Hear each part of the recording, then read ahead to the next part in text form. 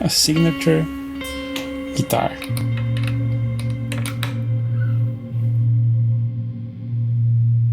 Does anyone really need one? No, I don't think so. I don't think you need a specific instrument to be able to make music. You don't need my name on your headstock. There isn't one. And you don't need this guitar to be able to sound like me. What a signature instrument really is, at least in my head, it's a snapshot. It's a collection of ideas, a collection of decisions. This is a guitar shaped by my habits, my preferences, a lot of trial and error. I've been playing some version of this guitar for the past decade or even more. At some point it just made sense to refine all those ideas and to give them a name.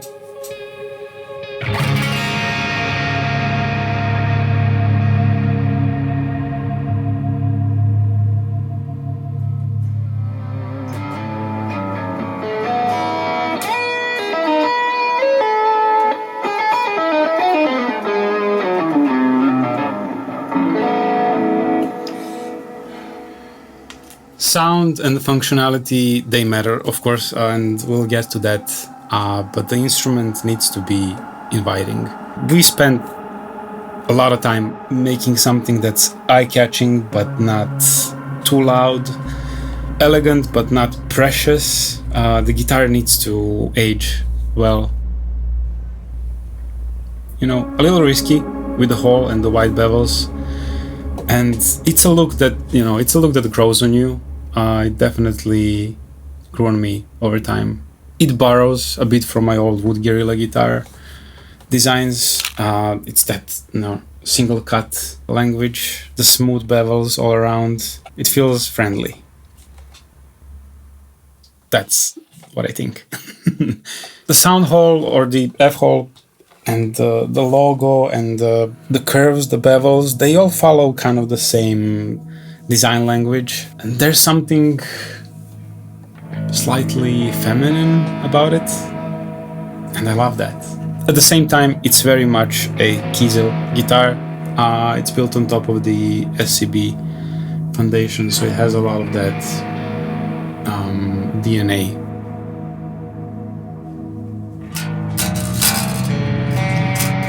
The current lineup has 4 different finishes. There's a natural one, and there's 3 denim finishes. And I choose the denim finish because it's just weird in a way.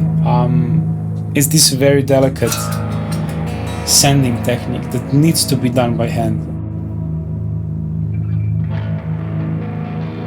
Every piece reacts a little differently, so there's these little smudges here and there and some, just like some lines. Kind of random, but beautiful, and as a result, no 2 guitars look exactly the same. And as far as I know, it's only Jeff that's currently doing the denim finish in the Kiesel workshop. So, yeah, just that little quirkiness that gives each instrument a bit more character. So let's talk about sound. There are 2 parts.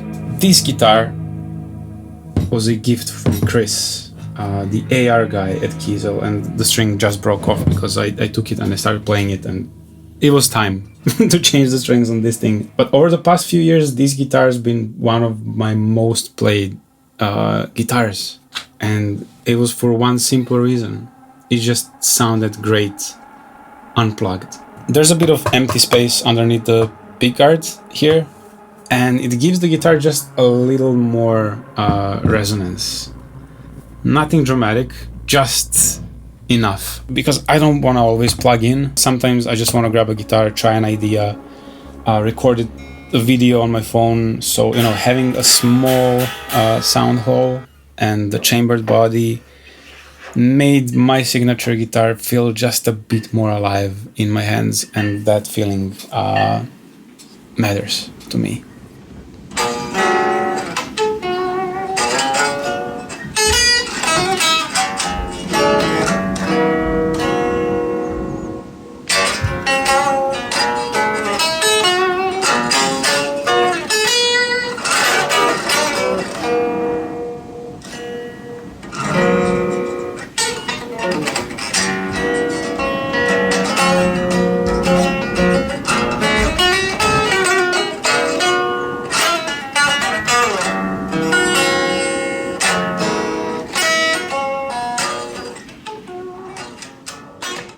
We tested 7 different pickups in the making of my signature guitar.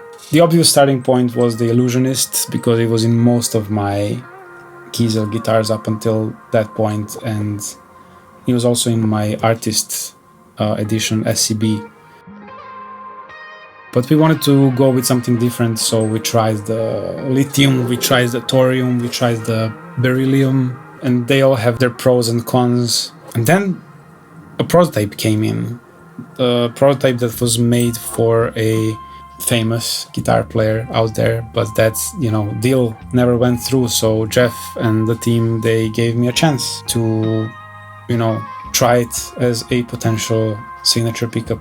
And I absolutely loved it. It was fun to play, it sounded great, it felt nice. And then just a few days later, first Vantium prototype showed up, and I tried it, I tested it. It was, it was rich, it was smooth, but it was lacking in the fun aspect. It was a little lazy under the pick. I was ready to lock in. And during all this, I was feeding the Kiesel guys my notes and my, thoughts on all the pickups that I've tried. And then, a few weeks later, one more Alnico Vantium came to my door pretty much last minute, and I almost didn't want to try it, but I didn't want to be disrespectful, so I put in my guitar, I plugged it in, and instantly it was undeniable. It was fun.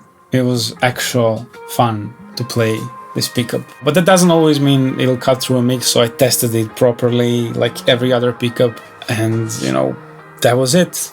I went with the Alnico Vantium for my signature guitar. Hopefully that makes it clear that this was never, ever about just stamping a signature on a piece of gear. This was always about the instrument. The functionality here was about the flexibility without complexity. A 3-way switch and a coil split. That's all. Let's hear the bridge.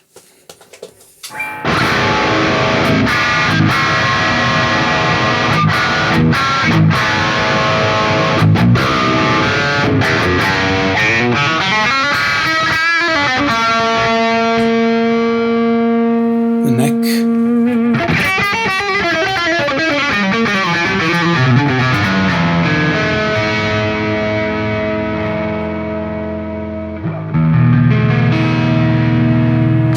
And then the combination of the two, which is a middle position, and it's kind of crucial for my type of rhythm tone.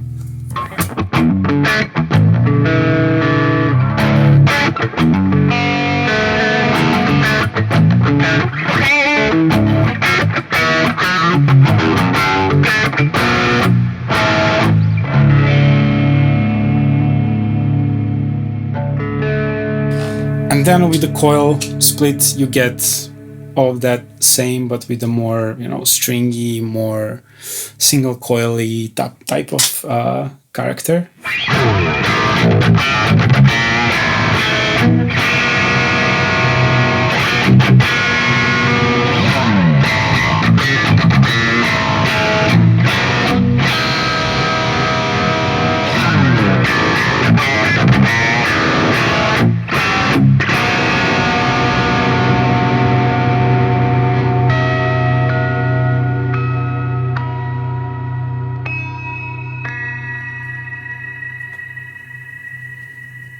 And that's a lot of sounds in a very, very simple layout. And there's no front bevel on the guitar. to reach the 24th fret. There's a back bevel that helps with that. And there's a rear jack, which is a standard on all Kiesel guitars right now.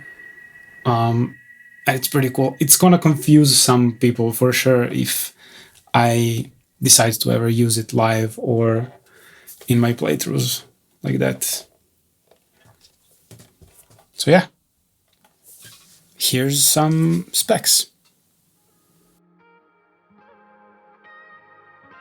It is absolutely insane to me that this actually exists, and it's not just because my name is attached to it. That whole thing still doesn't feel real. It's just that, you know, it represents so many small, like years of small decisions just like quietly adding up into what this instrument is right now. If it helps, you know, if it helps anyone write more music, or if it just makes you pick up the instrument more often, then it's doing its job. And that's all I want from it. Artakuper. Artakuper. Oi, oi, oi. Ororo. Ororo.